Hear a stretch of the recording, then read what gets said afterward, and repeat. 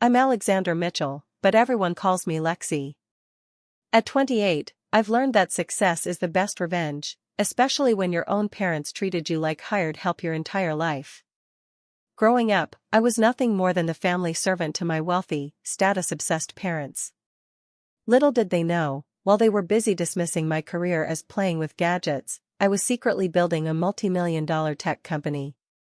The look on their faces when William Harrington, the CEO they desperately wanted to impress, called me boss at their dinner party? Absolutely priceless. Before I dive into this wild story, I'd love to know where you're watching from. Drop your location in the comments, hit that subscribe button, and stick around to see how I finally earned my parents' respect after years of being treated like their personal maid. My childhood looked privileged from the outside. Our sprawling Westchester, New York estate with its manicured gardens and marble-floored foyer projected wealth and success to everyone who visited.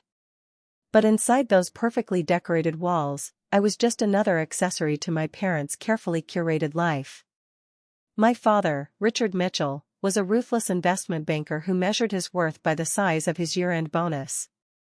My mother, Eleanor, was the quintessential social climber whose calendar revolved around charity galas and country club luncheons. Together, they formed a power couple obsessed with status, appearances, and making the right connections. From my earliest memories, I understood my place in the family hierarchy.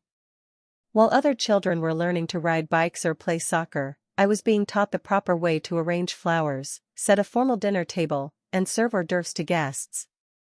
By 8 years old, I could fold napkins into 6 different shapes and knew which wines paired with which courses.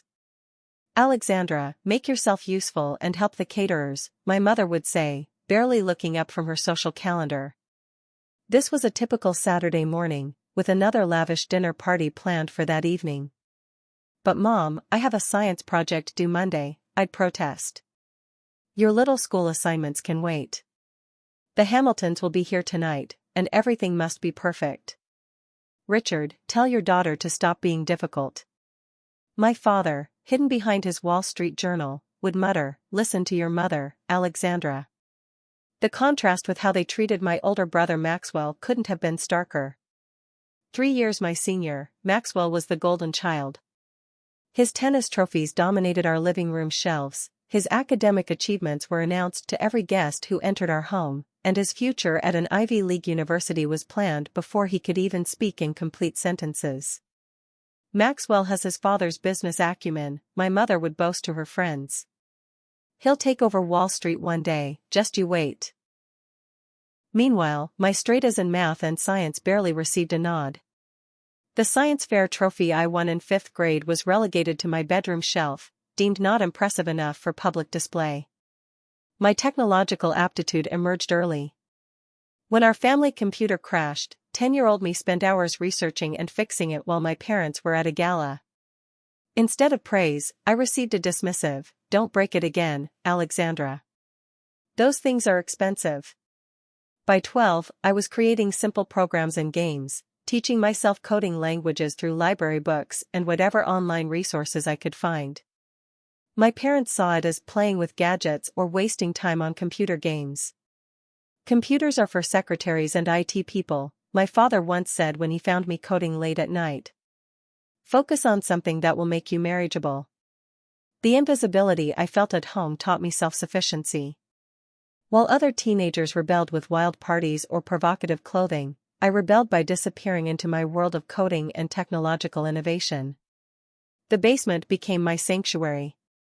I convinced my parents to let me set up a study area there, which I slowly transformed into a makeshift computer lab.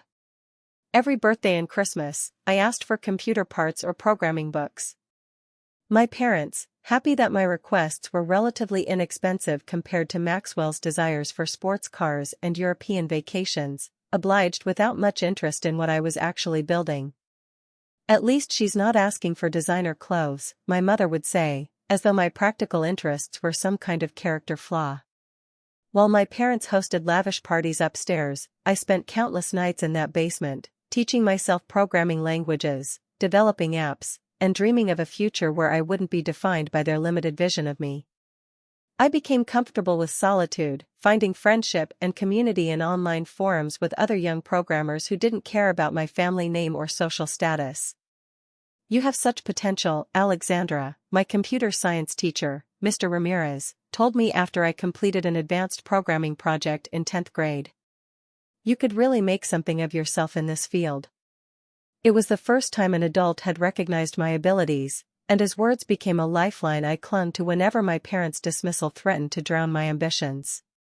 Maybe, just maybe, I could build a life completely different from the one they envisioned for me, one where I would be valued for my mind rather than my ability to serve others. By the time I graduated high school, I had developed 3 functional apps and built a network of online connections in the tech world. My parents remained oblivious, concerned only that I had secured admission to a prestigious university where I could find a suitable husband. Little did they know that while they were planning my future as someone's wife, I was plotting a path that would eventually force them to see me, really see me, for the first time in my life. "Business administration is practical," my father declared as he reluctantly wrote the check for my first semester's tuition. "At least you'll learn something useful while you find a husband." I nodded and accepted the check, having learned long ago that arguing with Richard Mitchell was futile. What I didn't tell him was that I had no intention of following his mapped-out future for me. The moment I stepped onto campus at Cornell University, I felt a freedom I'd never experienced in the Mitchell household. My first semester, I dutifully enrolled in the business courses my parents expected, but I also signed up for an elective in computer science, listing it on my official schedule as Contemporary Communications to avoid suspicion. The first day of that class changed everything. Professor Rachel Walsh was unlike any teacher I'd ever encountered. A former Silicon Valley executive who had built and sold 2 successful tech companies before turning to academia, she commanded attention without demanding it. When she spoke about data structures and algorithms, her eyes lit up with the same passion I felt when coding in my basement sanctuary. After class, I lingered until the other students had left. "Professor Walsh?" "I'm Alexandra Mitchell." She looked up from her laptop. "The one who submitted that elegant solution to the binary search problem?" That was impressive work for a first-year student. The simple acknowledgement of my abilities was intoxicating. Before I knew it, I was telling her about my self-taught coding journey, the apps I'd developed, and my parents' dismissal of my technological interests. "So why are you majoring in business administration?" she asked bluntly. "My parents won't be living your life for you," she interrupted.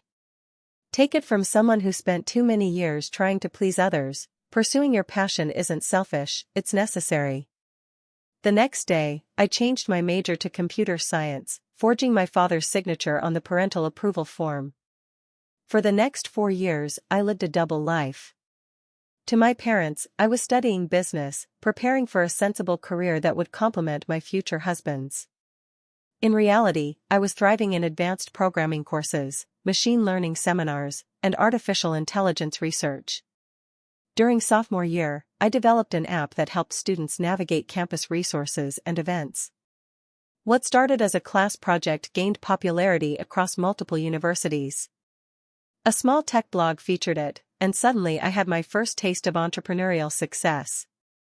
"You've got serious talent, Lexi," said Jasmine Chen, a fellow CS major who became one of my closest friends and later, my first employee.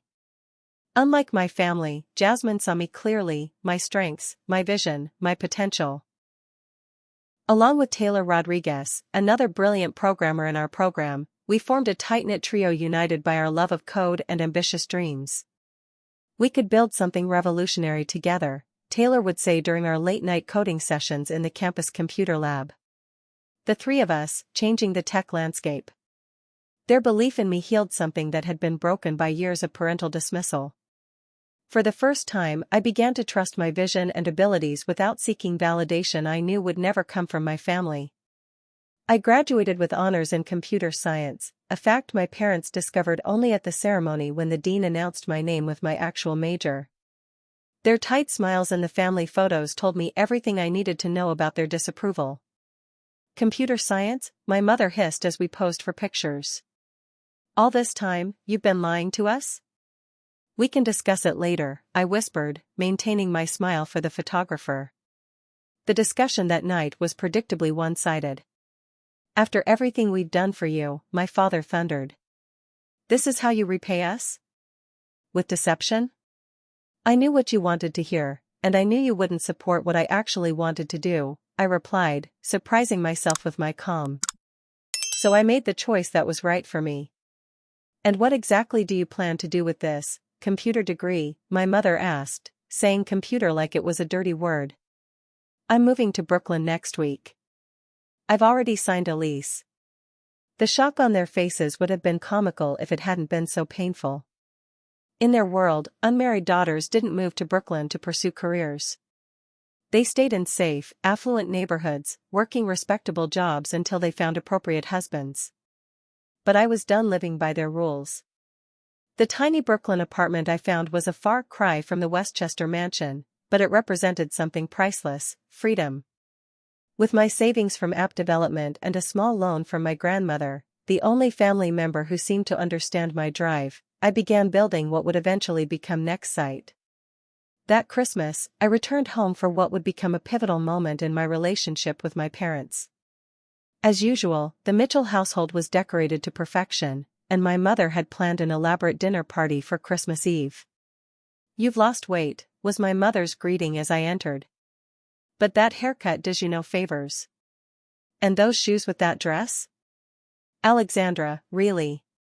Throughout dinner, I listened to my parents praise Maxwell's junior position at a prestigious investment firm while fielding questions about my own little computer job and dating prospects. "She's always been the difficult one," my mother said to her friend, speaking about me as though I wasn't sitting right there.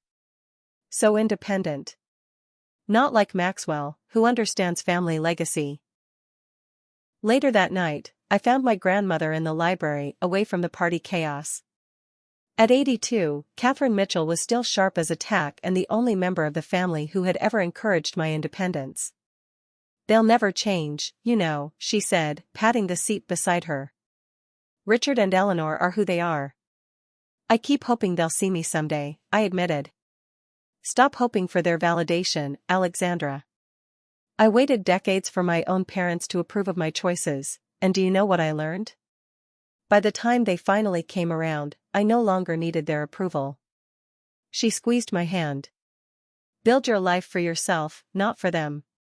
Returning to Brooklyn after the holidays, I made the difficult decision to limit my contact with my parents.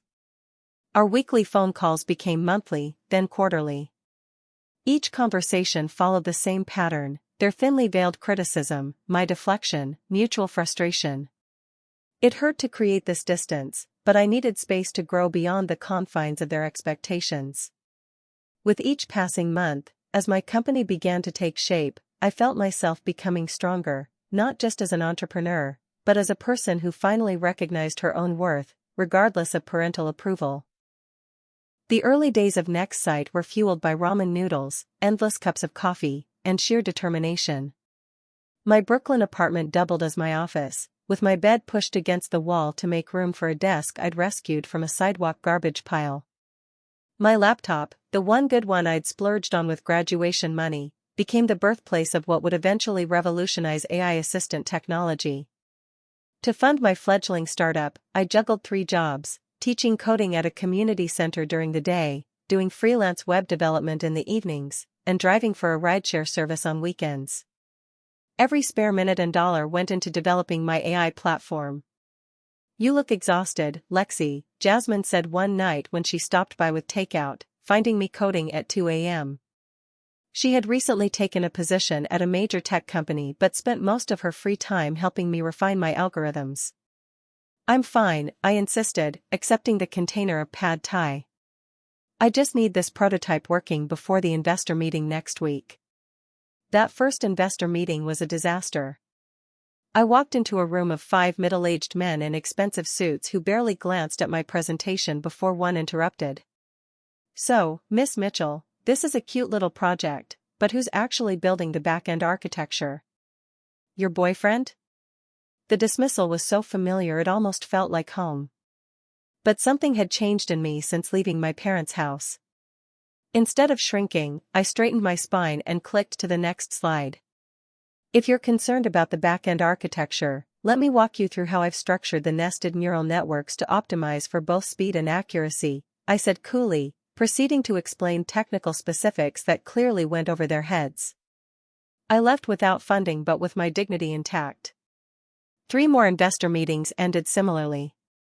Then came the day I met Brandon Hayes. Brandon was different from the start. A former software engineer who had built and sold 2 companies before becoming an angel investor, he actually understood what I was building. Your approach to natural language processing is unlike anything I've seen, he said after my presentation, eyes bright with genuine interest. The way you've structured the learning algorithms, it's brilliant. Finally, someone who saw the technology rather than just a young woman who didn't fit their idea of a tech founder. Brandon became my first significant investor, providing $250,000 in seed funding and something even more valuable, mentorship from someone who had walked a similar path. With funding secured, I was able to hire Jasmine away from her corporate job, followed by Taylor and 2 other talented developers I'd connected with during college. We moved from my apartment to a shared workspace in a converted warehouse, our corner marked by whiteboards covered in code and algorithms. From the beginning, I made a strategic decision. I would operate professionally as Alexandra M. rather than using my full name.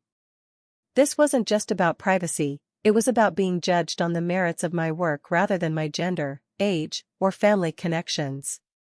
In an industry dominated by men, it gave me a slight edge in email communications and code repositories, where assumptions about Alexandra M. were less immediately dismissive. The breakthrough came 18 months after founding NextSite. After countless iterations, we developed an algorithm that allowed our AI assistant to understand context and intent in human communication with unprecedented accuracy. While other virtual assistants required specific command structures, ours could interpret natural conversational patterns and adapt to the user's communication style. This is it, Taylor said after our final test run showed a 97% accuracy rate. This is what's going to put us on the map. They were right. Within weeks of releasing our API for developers, we had licensing requests from app creators across multiple industries. Our team expanded to 15, then 25 as demand grew. The true game-changer came when Meridian Technologies, a Fortune 500 company, contacted us about integrating our AI into their enterprise systems. The contract was worth $3.8 million, enough to make NextSite profitable overnight. We need to celebrate, insisted Jasmine after we signed the contract. This is huge, Lexi. It was huge. And yet, as the team popped champagne in our now respectable office space, I felt a strange hollowness. The people who should have been proudest, my parents, had no idea what I'd accomplished. Our quarterly phone calls had dwindled to holiday greetings and the occasional family emergency.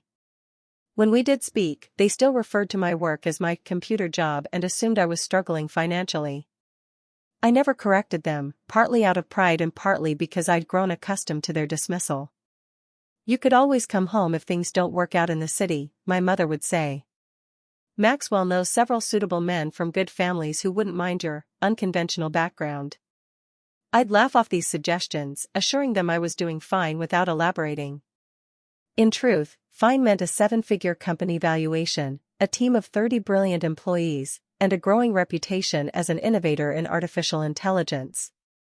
But some part of me was still the little girl arranging flowers and folding napkins, desperately seeking approval that never came.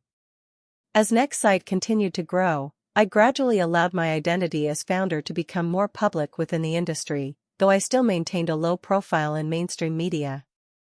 Industry publications began to mention Alexander Mitchell, the innovative mind behind NextSite's revolutionary AI, and I was invited to speak at tech conferences and universities. My growing success and visibility in the tech world remained completely unknown to my family. When they pictured my life, they imagined a struggling young woman in a dingy apartment, not a successful CEO whose technology was being integrated into products used by millions. This disconnect between their perception and my reality would soon collapse in the most unexpected way. Alexandra, your father and I are hosting an important dinner next Saturday. We need you to come home and help. My mother's voice through the phone carried the same expectation of compliance that had defined my childhood. No greeting, no asking about my life or work, just a demand for service. I checked my calendar, which showed a major product launch scheduled for the following Monday. Mom, I'm really busy with work right now. Can't you hire servers for the evening? Don't be ridiculous. This is an intimate gathering, not a public event. These are very important connections for your father. Besides, no one prepares the house like you do. The familiar weight of obligation settled on my shoulders. At 28, running a multi-million-dollar company, I still couldn't say no to my mother's demands. Who's coming to this dinner? I asked, already mentally rearranging my schedule. The Andersons, the Reinhardts, and William Harrington from Globe Tech. Your father has been working on bringing Mr. Harrington into his client portfolio for months. Her voice dropped to a conspiratorial whisper. They say he's worth over $2 billion. Imagine the connections, Alexandra. I nearly dropped my phone. William Harrington was a legend in the tech industry and, more relevantly, someone whose company had recently expressed interest in acquiring Nextsite. We had a preliminary meeting scheduled for the following week, though I doubted he would personally attend what my team had described as an exploratory discussion. I'll be there, I heard myself say. The irony wasn't lost on me. After years of dismissing my career, my parents were unknowingly providing a direct line to one of the most influential figures in my industry. Part of me was tempted to decline just to assert my independence, but curiosity won out. How would William Harrington act in a social setting? What insights might I gain before our formal meeting? I arrived at my parents' Westchester estate on Saturday afternoon, finding a handwritten list of tasks taped to the refrigerator. Alexandra's duties was written at the top in my mother's elegant script, followed by 20 items ranging from Polish silver to arrange fresh flowers in dining room and powder room. There you are, my mother said, air-kissing both my cheeks as she swept into the kitchen in a silk robe, hair perfectly set though the dinner was hours away. We're so behind schedule. The florist sent the wrong shade of peonies, can you believe it? I had them returned. You'll need to cut fresh arrangements from the garden. Hello to you too, Mom, I said, hanging my coat. How have you been? She waved off my question. Busy, of course. Your brother is bringing Caroline tonight. They're practically engaged, you know. Such a lovely girl from an excellent family. Maxwell and his girlfriend had been practically engaged for 3 years, a running joke between us during our rare text exchanges. My brother had gradually become more supportive of my independence, though he still didn't know the extent of my success. As I moved through the familiar motions of preparing the house for guests, my father appeared briefly to hand me his credit card. We need a good Bordeaux for dinner. Get 4 bottles of the Chateau Margaux 2010 from Wilson's. Put it on my account but use this for the cheese and pâté. The good kind, Alexandra, not the supermarket stuff. Good to see you too, Dad, I said to his retreating back. For the next 4 hours, I was the invisible force preparing a perfect evening for my parents' important guests. I polished crystal, arranged flowers, prepared elaborate canapés, and set the table with the precision I'd been taught since childhood. The physical work was almost comforting in its familiarity, though the executive part of my brain kept wandering to the product launch documents I should have been reviewing. At one point, while arranging roses in the dining room, I overheard my parents in the adjacent sitting room. It's a shame about Alexandra, my mother was saying. So much potential, wasted on that computer nonsense. At her age, I was already married with Maxwell on the way. She's always been stubborn, my father replied. Gets that from your side, Eleanor. Do you think William Harrington has any single sons or nephews? Someone established might be able to handle her, independent streak. I gripped the crystal vase so tightly I feared it might shatter. After everything I'd accomplished, they still saw me as nothing more than a potential wife to some wealthy man. The familiar anger rose in my chest, but I pushed it down. Years of therapy had taught me that my parents would never be the supportive figures I'd craved as a child. They were who they were, status-obsessed and emotionally limited. For a moment, I considered walking out, leaving them to explain to their precious guests why dinner wasn't ready and the table wasn't set. I had built a life they couldn't begin to comprehend. I didn't need to subject myself to this treatment anymore. But something kept me there. Perhaps it was curiosity about meeting William Harrington in this unexpected context. Perhaps it was the stubborn part of me that still, despite everything, wanted them to see me, really see me, just once. So I stayed, completing each task on my mother's list with the same perfection I'd applied to building my company. By the time the doorbell rang announcing the first guests, the Mitchell home was a showcase of elegance, ready to impress the billionaire CEO my parents so desperately wanted to connect with. The same man who, unbeknownst to them, was considering acquiring their daughter's technology. Perfect timing, my mother whispered as I placed the last candle in its silver holder. The doorbell chimed through the house, signaling the arrival of the first guests. Make yourself useful and serve drinks while I greet everyone. I slipped into the kitchen, where the caterers were putting final touches on the appetizers I'd helped prepare. Donning the server's apron my mother had laid out for me, a not-so-subtle reminder of my role for the evening, I arranged champagne flutes on a silver tray. The voices in the foyer grew louder as more guests arrived. I recognized the boisterous laugh of Thomas Anderson, one of my father's longtime business associates, and the delicate tones of his wife Marguerite. The Reinhardts arrived next, followed by my brother Maxwell and his girlfriend Caroline. I emerged from the kitchen with the champagne tray, plastering on the practiced smile I'd perfected at countless Mitchell family gatherings. Maxwell caught my eye and raised an eyebrow at my server's attire, but wisely said nothing. "Ah, here she is," my father announced as I entered the room.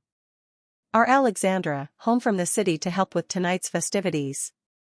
The way he said the city made Brooklyn sound like a war zone rather than one of the most vibrant areas of New York. I distributed champagne flutes, accepting polite thanks from the guests who barely looked at my face.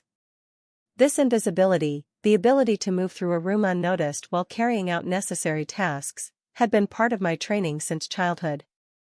"Alexandra has some little tech job in the city," I heard my mother telling Mrs. Reinhardt. "Just until she settles down, of course."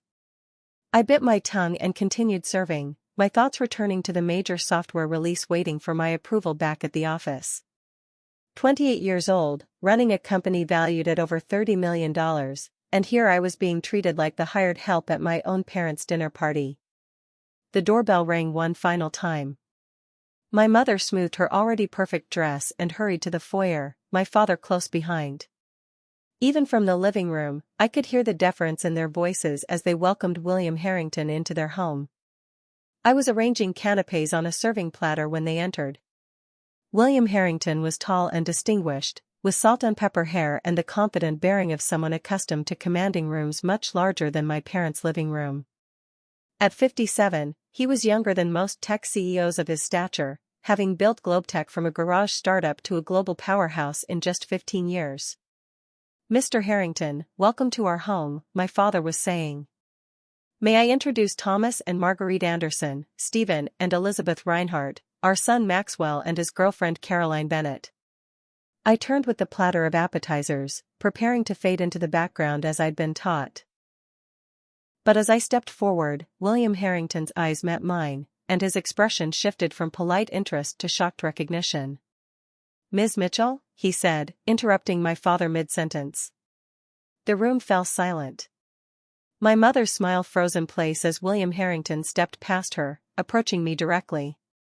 "I had no idea you were related to Richard and Eleanor," he continued, his voice warm with genuine pleasure. "What a remarkable coincidence." My father cleared his throat. "You know our Alexandra?" William turned to my father, surprise evident on his face. "Know her? We had a virtual meeting just last week about Globetech's interest in her company's AI technology. Alexandra Mitchell is one of the most innovative minds in artificial intelligence today." The silence in the room thickened as all eyes turned to me. My mother's champagne glass trembled slightly in her hand. I believe you're mistaken, she said with a forced laugh. Alexandra works some entry-level position at a tech startup. Nothing significant. William Harrington's eyebrows rose as he looked between my parents and me. Understanding dawned in his eyes, followed by something that looked remarkably like amusement. Actually, Eleanor, he said gently, your daughter doesn't work at a startup. She founded one. Nextsight is revolutionizing how AI understands and responds to human communication. We're in final talks to acquire her technology in what will likely be a 9-figure deal. My father made a choking sound. Maxwell spilled his champagne.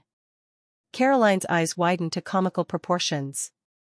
But it was my mother's face, shock transforming to disbelief, then to a calculation I recognized all too well, that I couldn't look away from. Everyone, William continued, seemingly oblivious to the bomb he'd just detonated in my family dynamics. Do you know Alexandra Mitchell? She's the brilliant mind behind Nextsight. We're finalizing acquisition talks next week. Mrs. Reinhardt found her voice first. You're a CEO, Alexandra? All this time? I nodded, finding my professional poise despite the surreal circumstances. Yes, I founded Nextsight 4 years ago.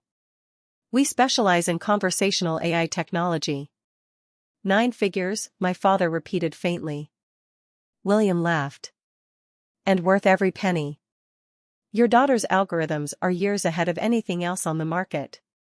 She's going to transform how people interact with technology. The final blow to my parents' composure came when William casually mentioned to the group, tech journalists keep asking who's going to be the next disruptive force in AI. I tell them to watch Alexandra Mitchell. He raised his glass in my direction.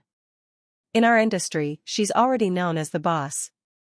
My mother, who had never acknowledged my achievements, who had relegated me to serving drinks at her dinner party, watched as William Harrington, the billionaire CEO she'd spent months trying to impress, treated her daughter as a respected peer and industry leader.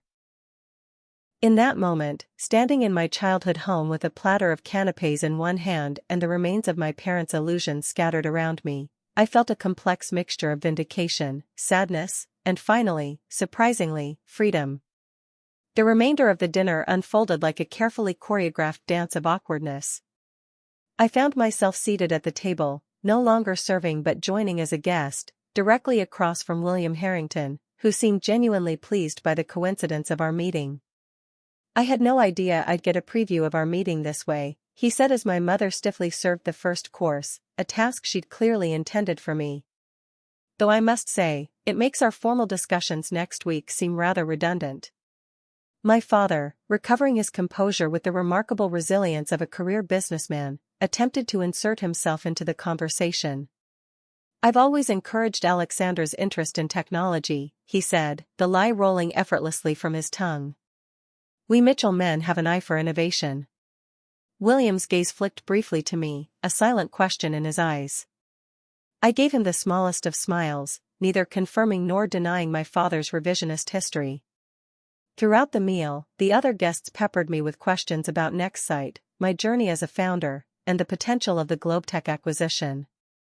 With each answer, I could see my parents' expressions shifting, my mother's initial shock giving way to calculated pride, my father's disbelief transforming into proprietary interest.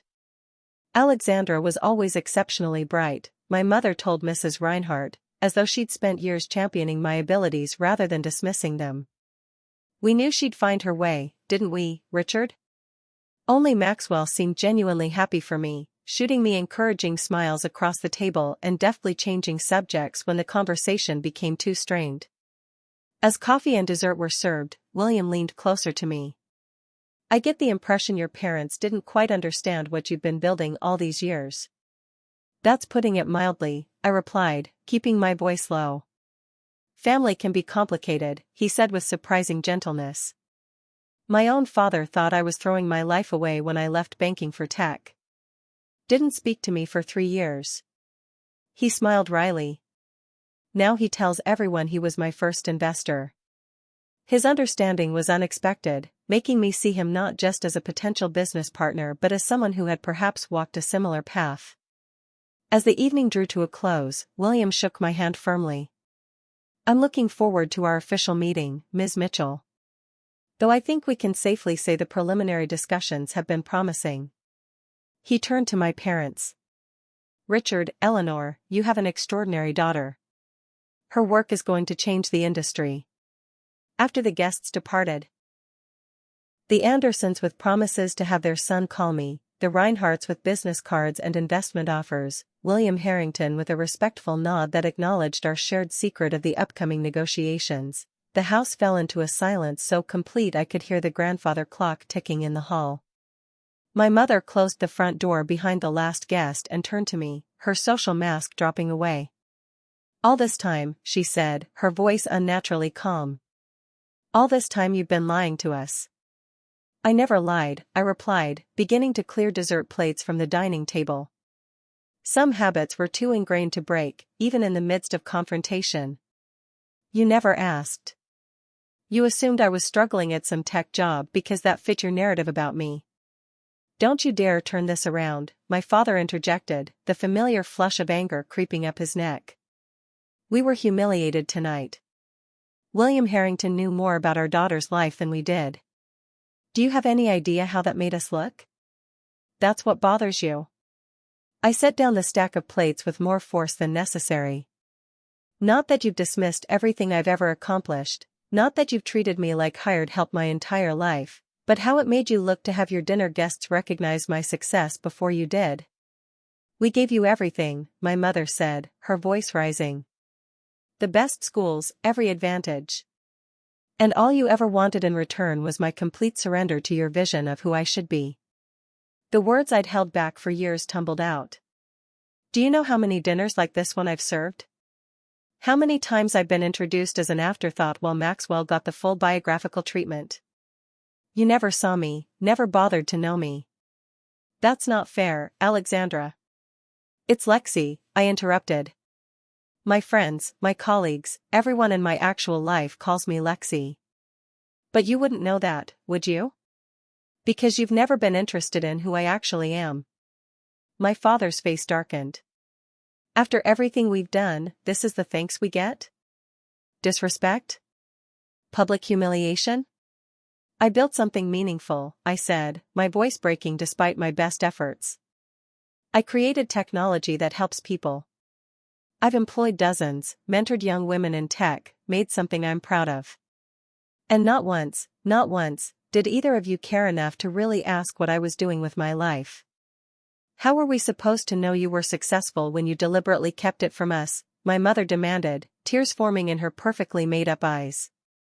Would it have mattered if you did know? I asked quietly. Would you have been proud of me before William Harrington validated my worth? Or would it still have been that computer nonsense until someone you wanted to impress told you it was impressive? The question hung in the air between us, unanswered. The sad thing is, I continued, gathering my coat and purse, I used to dream about a moment like this. Some dramatic revelation where you'd finally see me, finally be proud of what I've accomplished. But now that it's happened, I realize it doesn't matter anymore. I stopped needing your approval somewhere along the way. So that's it? My father demanded. You humiliate us in front of our friends and then just leave? I didn't humiliate you, I said, tired to my bones. Your own assumptions about me did that. I moved toward the door, but Maxwell stepped out from the hallway where he'd apparently been listening. She's right, he said quietly. My mother gasped. Maxwell. Come on, Mom, Dad. You know she's right. My brother ran a hand through his hair, a nervous gesture from childhood. We've all watched you treat Lexi like she was less important my entire life. Hell, I participated in it because it was easier than challenging the status quo.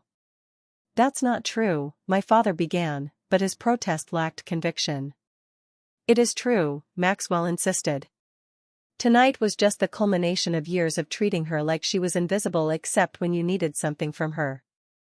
I stared at my brother, this unexpected ally I hadn't known I had.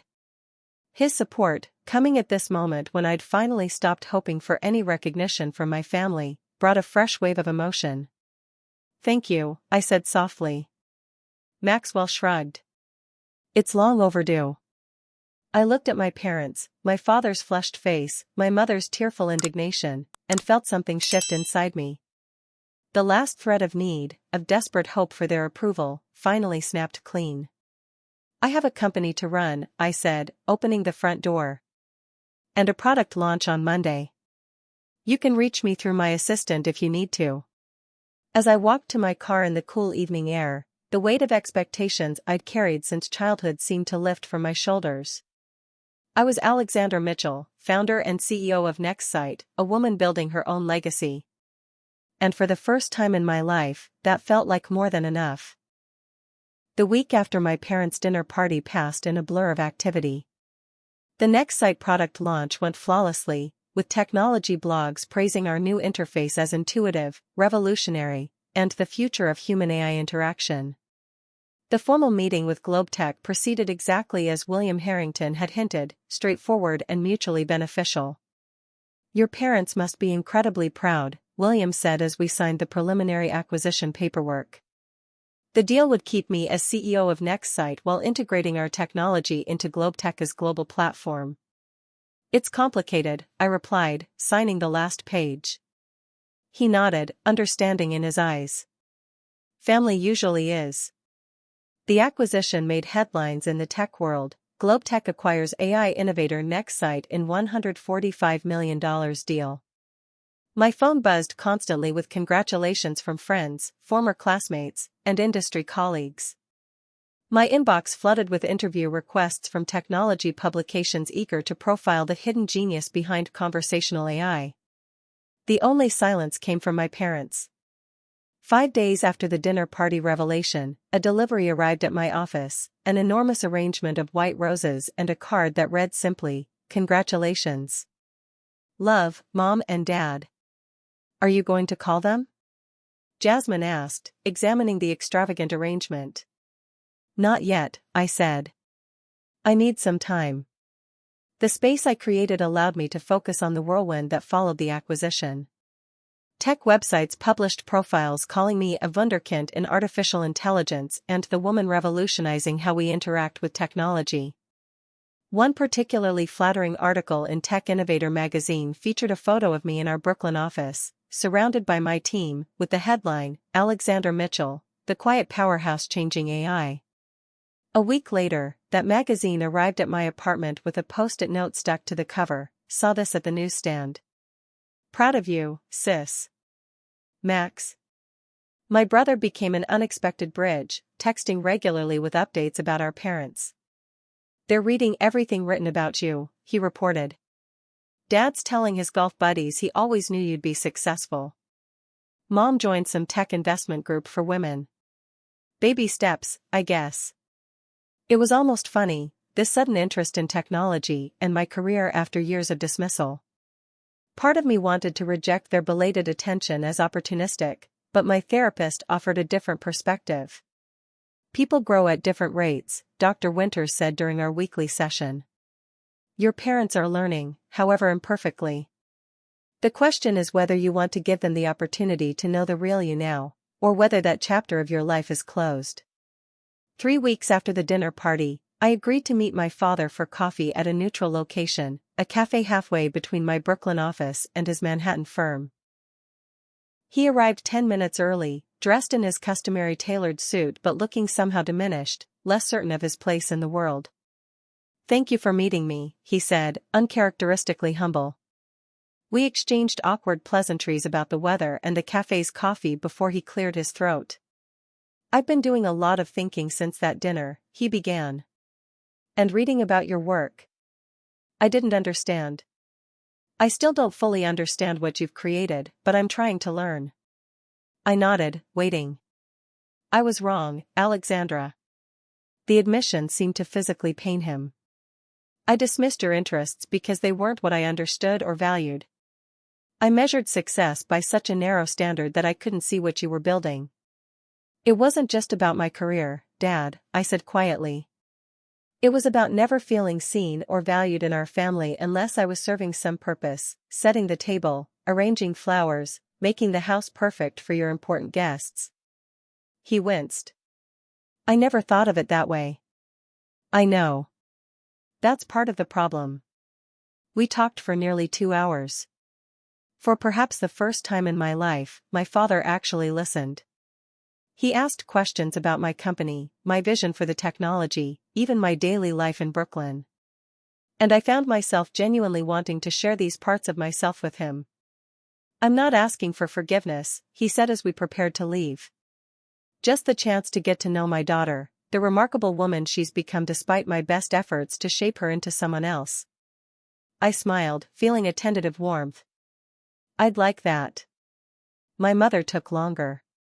Her first attempt at reconciliation was to invite me to lunch at her country club, a gesture that showed she still didn't understand what had gone wrong between us. I declined and suggested instead that she visit my office. When she arrived, dressed too formally for our casual workspace, the discomfort was palpable. But watching her interact with my team, seeing her realize the respect they had for me, something began to shift. "You've built all this," she said as I showed her around. "From nothing." "Not from nothing," I corrected gently. "From my own vision and hard work." It wasn't an instant transformation. There were still comments about my appearance, questions about my dating life, moments when she slipped into old patterns. But there were also genuine attempts to understand my world, to see me as I was rather than as she had wanted me to be. The true test came 6 months after the GlobeTech acquisition, when I launched a mentorship program for young women in technology. Using part of my newfound wealth, I established scholarships and internships specifically targeting girls from backgrounds where tech careers weren't encouraged. "I'd like to host the launch event," my mother said when I told her about the initiative. "At the house." I hesitated. "Mom, this isn't a social occasion to impress your friends. It's about creating opportunities for girls who don't have them." "I know that," she replied, surprising me. "That's why I want to do it. These girls should see that they can belong in these spaces, elegant homes, corporate boardrooms, places they might think are closed to them." She paused. "The way I made you feel our home wasn't really yours unless you were serving some purpose." The launch event at the Mitchell estate was nothing like the dinner parties of my childhood. Young women from local high schools and colleges filled the rooms my mother had once reserved for important connections. My father discussed coding boot camps with technology educators. Maxwell brought a group of his finance colleagues to establish internship opportunities.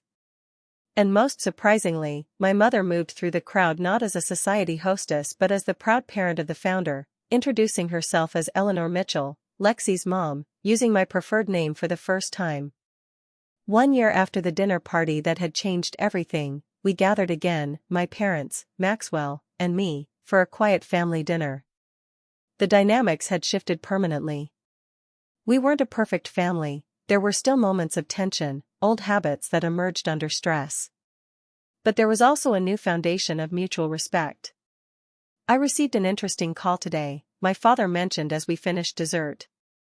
"Thomas Anderson's son finally got around to calling you, as his parents suggested after that dinner last year. He wanted to know if I could arrange an introduction." I raised an eyebrow. "And what did you tell him?" "I told him that my daughter is the CEO of a groundbreaking technology company recently acquired for 9 figures, and if he wants to meet you, he should request a business meeting through proper channels like everyone else." I laughed, genuinely surprised. "That's actually perfect. Thank you." As I drove back to Brooklyn that night, I reflected on the journey of the past year. The validation I had once so desperately craved from my parents no longer defined me. I had proven my worth to myself long before William Harrington walked into that dinner party and called me boss. The true victory wasn't in forcing my parents to acknowledge my success. It was in no longer needing their acknowledgement to feel successful. The little girl who had arranged flowers and folded napkins, desperately seeking approval, had grown into a woman who built something meaningful on her own terms. That was the real achievement, one that couldn't be measured in acquisition dollars or magazine profiles. Family relationships are never perfect. They evolve, sometimes painfully, as we grow into our authentic selves. My parents and I were still finding our way toward a new kind of relationship, one based on who we actually were rather than who they had wanted me to be.